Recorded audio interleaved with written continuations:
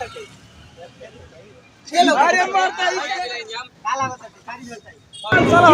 प्रणाम दोस्तों, अभी हम पहुंच गए बानी 15 तारीख से बिहार बोर्ड के एग्जाम चलता।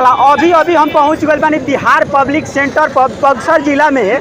और आज लइकन के लास्ट एग्जाम रहे और सब भाई से आज जाने के प्रयास करम कि 6 दिन में 10 बरिस के पढ़ाई के का मेहनत बाटे और का रिजल्ट आवे वाला बा। तो सबसे पहले कैसन एग्जाम कोइला भाई? एग्जाम कैसन कोइला टे? लिखाई लाटे खूब?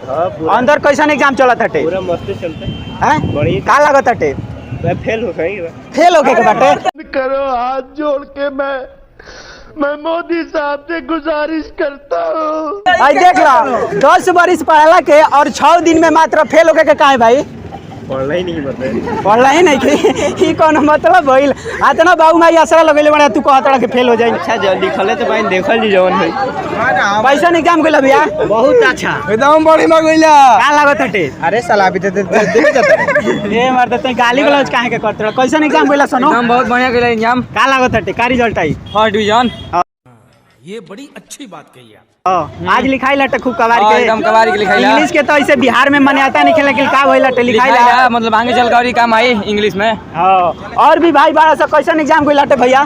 सब बढ़िया। का लागत हटे? अरे 400 प्लस रही भाई।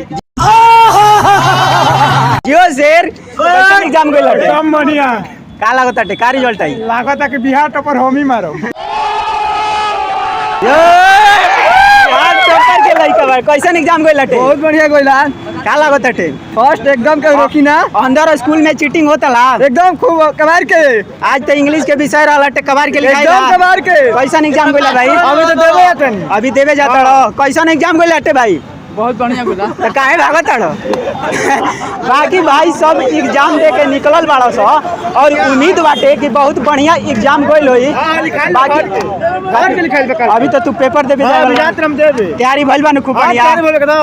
कबार के लिखाई नो? कबार के। का लागत है कि के पाठक जब से शिक्षा के समारत आने कुछ सुधार भइल बा? बहुत सुधार भइल बा। शिक्षा व्यवस्था बहुत बढ़िया बाटे। लगले इसको सस्पेंड किया जाए। कितने तेजस्वी लोग हैं हमारे पास, कितने शानदार विचार रखते हैं जी। जाएगा का है?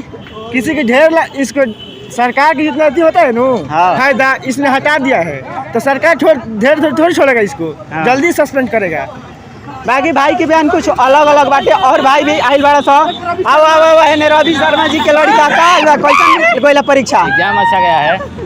बढ़िया से लिखाई लटे? बढ़िया से लिखा है। का लागत है रिजल्ट के? रिजल्ट फर्स्ट डिवीजन रही बा। बहुत बढ़िया। और भी लड़का बड़ा सा कैसन गइला भाई एग्जाम? एकदम बढ़िया लिखाई लटे? हाँ पूरा। सब भाई के बहुत बढ़िया से एग्जाम गइल बाटे और हमहू उम्मीद करता नहीं कि सब भाई के फर्स्ट डिवीजन आए।